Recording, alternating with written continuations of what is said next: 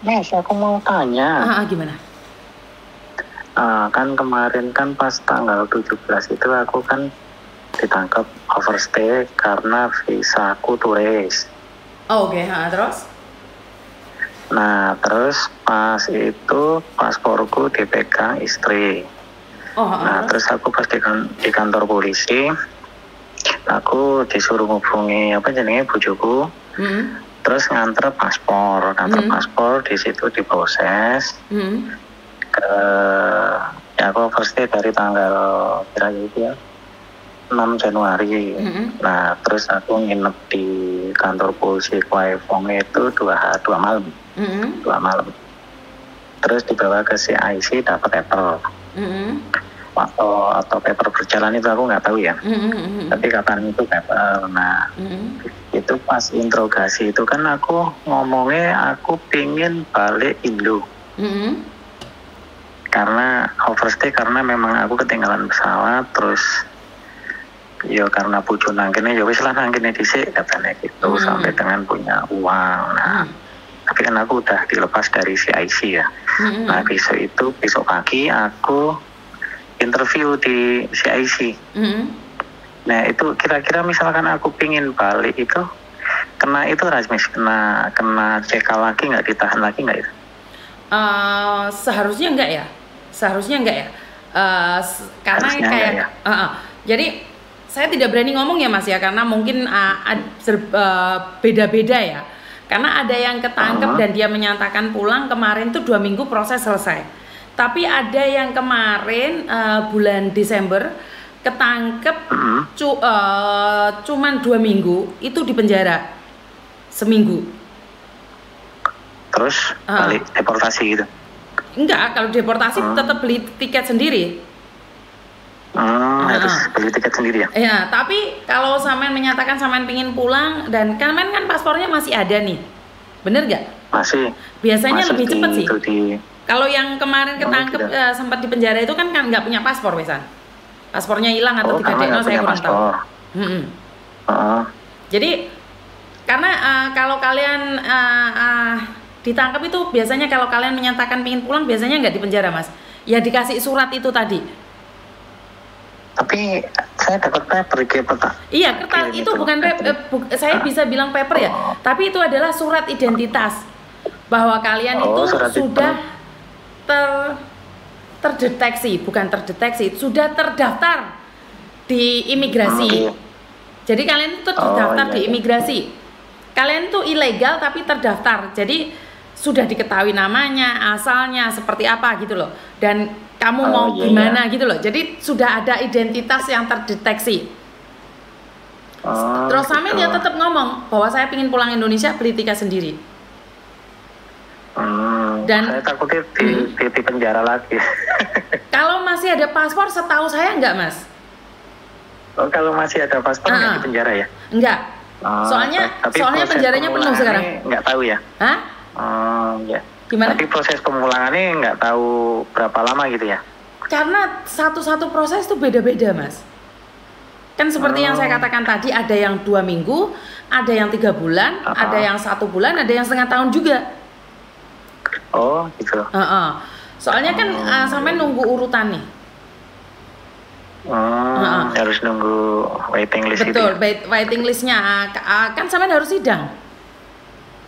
Oh, saya juga harus sidang. Wajib sidang, sampean harus sidang diketok palu dan sampean ada pengacaranya di situ, sampean menyatakan bersalah, terus sampean disidang, ya udah sampean dilepaskan, habis itu sampean harus beli tiket dan ditunjukkan ke mereka. Setelah sidang itu nanti kena denda nggak, Miss? Setahu saya tidak. Oh, tidak kena denda. Terus untuk biaya pengacara? Itu pemerintah, Mas. Oh, dari pemerintah. Betul. Gitu. Jadi di Hongkong sih emang niatnya pingin pulang karena kemarin pas itu kan tiketnya memang saya terlambat bangun soalnya tiket jam 7, saya masih enak-enak kan bojone nangkene Mas. Yo masih bojo enak-enak ya resikonya malah di penjara rong dino ya. Ngrasane penjara we rong dino ya Hongkong. Iya, 2 malam itu kayak dikasih obat tidur terus. Lah iya, ademe pol di penjara jare arek. Iya. Jadi setahu kan saya besok pagi kan saya ada interview itu di Kowloon Center for interview. Di mana? Castle Peak ya, di Kowloon besok. Kowloon Bay. Bukan, di Castle Peak Immigration Center Tuen Mun. Oh, di Castle Peak. Di Tuen Mun. Di Tuen Mun ya. CIC ya. CIC ya. CIC pas saya ngambil ini papernya ini, ngambil surat pembebasan ini. Ya sampean ngomong aja kalau di sana biasanya itu cuman absen sih, Mas. Untuk pertama kali absen toh. Iya, sampean di situ cuma absen toh. Sampean berapa minggu sekali gitu absen mungkin? 2 minggu absen sampai sampean seminggu. Iya. Kalau di sini seminggu, setiap hari Senin. Iya. Berarti sampean itu setiap Senin harus ke sana itu. Itu pun nggak langsung sampean bisa pulang berarti. Masih absen itu. Oh, gitu. Biasanya kalau sudah dilimpahkan itu ada suratnya, terus ntar kamu dikasih tahu ada pengacaranya seperti itu. Jadi itu kayaknya absen bahwa sampean menyatakan sampean ada di sini, Mas Yan. Jadi kemarin itu pas mau dilepas itu kan pas di BAP di kepolisian saya bilang saya mau pulang Pak, gitu kan, karena ya memang tujuan saya nggak pengen bekerja di sini gitu kan. Tapi karena ketinggal pesawat terus nggak punya uang saku, ya udah kata istri saya suruh di sini dulu sampai punya uang. Tapi terus kemarin saya ketangkepnya itu di Liking di pergudangan, ya sedikit banyak lah ada. Oh, sampean kerja? Ketangkepnya kerja, Mas? Enggak, jadi pas enggak kerja, tapi di daerah situ. Terus saya bilang, itu kan daerah orang kerja ya. Saya nggak kerja tapi saya nyari pekerjaan, aku bilang gitu. Tapi nggak bisa nyari soalnya di sini kan harus pakai ID Pak, lu bilang gitu. Jadi saya nggak mungkin bisa kerja, orang paspor aja nggak bawa gitu kan. Oh, oke. Soalnya kalau ketangkepnya pas kerja itu hukumannya 1 tahun 3 bulan kalau nggak salah, Mas. Makanya saya nanya nih, kan nggak ketangkep pas kerja? Enggak, tapi di security itu, logistik. Iya, tapi kan sampean nggak pas kerja. Jadi kan tidak terbukti kerja. Enggak. Tapi di tempat orang bekerja saya bilang aja saya nyari kerja gitu kan. Saya nyari kerja. Tapi karena di sini harus pakai ID, saya kan nggak bisa kerja Pak. Kan tak balik ke peraturan di sini juga dong. Jadi terus kita kirim full paper kayak begini, paper atau apa namanya coba? Kirim nanti aku lihatin. Bentar kirim foto.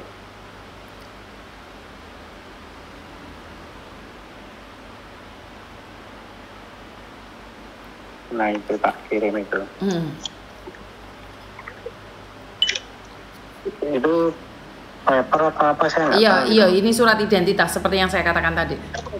Oh, ini surat identitas bukan paper yang itu ya? Iya, paper atau surat identitas, Mas. Ini surat sementara. Papernya kan nggak mungkin keluar dengan mudah soalnya. Ini surat dari imigrasi. Oh iya, berarti besok pagi itu saya kan ke sini, saya bilang aja mau pulang tetap gitu ya? Tetap kekeh mau pingin pulang. Kita pingin pulang tapi enggak di penjara, karena aku takutnya di penjara ya? Enggak. Oh, enggak. Oh gitu ya? Enggak. Ini cuman absen aja kok, ini interview aja kok. Dilihat dari keputusan ini, kalau interview ini kamu mendapatkan cepet bisa pulang, malah enak loh kamu. Gitu. Jangan terlalu banyak ngomong loh. Jangan terlalu banyak ngomong di sana. Biar nggak salah ngomong. Jangan nyangkut-nyangkutin istrimu. Ntar dicari jejaknya, suatu saat istrimu bermasalah, dia juga ada catatannya loh. Oh gitu. Iya. Jangan ikut. Oke. Gimana gitu harus? Jangan menyangkutkan siapapun loh. Oh gitu. Iya. Jadi jangan sampai. Makanya saya tadi kaget kok nyangkut istrimu juga. Istrimu yang nyuruh itu bahaya buat istrimu suatu saat loh. Segala sesuatunya ditanggung sendiri gitu ya? Iya. Kamu ngomong istrimu itu bahaya. Itu suatu saat istrimu ada masalah, dia punya catatan sendiri itu. Oh gitu ya? Iya, namanya istrimu, KTP-nya istrimu, itu nggak seharusnya kamu ngomong sama mereka. Ya kamu tinggal di luar, bukan? Soalnya pas itu kan istri kan stay in itu apa ada majikan juga, dan yang jamin apa ngasih alamat paper itu juga alamat majikanku, majikan istriku malah yang ngasih itu.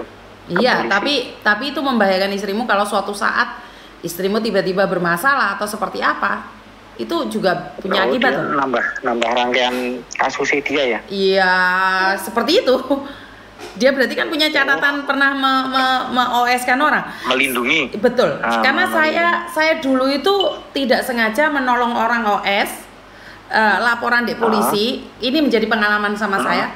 Saat itu saya punya masalah dengan imigrasi, tentang imigrasi. Itu catatannya orang yang pernah saya tolong itu keluar, Mas. Dan saya ditanyakan. Waduh. Ya. Ini bos istriku juga ikut-ikutan berarti, Mas. Iya, seperti itu. Karena ini pengalaman pribadi saya.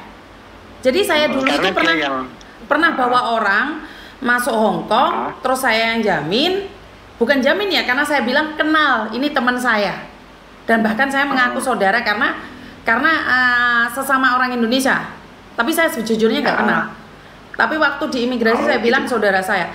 Ternyata saat saya punya masalah sama imigrasi, catatan itu keluar. Itu muncul gitu ya? Iya, padahal 10 tahun loh, Mas. Oh, gitu. 10 tahun loh. Itu tiba saya sudah lupa dan saya ditanyakan. Kan kamu pernah mengatakan seperti saya bilang nggak ada. Loh ini ada surat rekomendasi bahwa kamu menanggung jawab ini. Waduh. 10 tahun loh itu bisa kedeteksi loh. Hong Kong loh. Sangar loh. Oh berarti ya saya ngomong apa adanya aja gitu ya? Iya ngomong apa adanya, tapi kalau bisa jangan menyangkutkan istrimu. Kasihan istrimu lek golek sandang pangan dek kene. Iya. Engko goro-goro kasusnya sampean sing bermasalah dek juga kena imbasnya loh. Kenapa saya selalu bilang kalau ada masalah tanggung dewe. Ojo nyokot sopo ae. Oh iya. Soalnya dengan memberikan pertanggungjawaban ini suatu saat majikanmu apa sopo nggawa DM rene wis ora iso yo. Oh gitu. Iya. Kan sudah pernah terdaftar. Majikannya bojoku itu yang bilang ya udah nanti saya yang jamin, ini alamatnya kan itu alamat majikan itu. Yo, karena mungkin mereka nggak tahu ya Mas yo. Kalau saya pribadi nih, kalau saya ketangkep saya nggak akan nyokot siapapun. Walaupun mereka bertanggung jawab loh.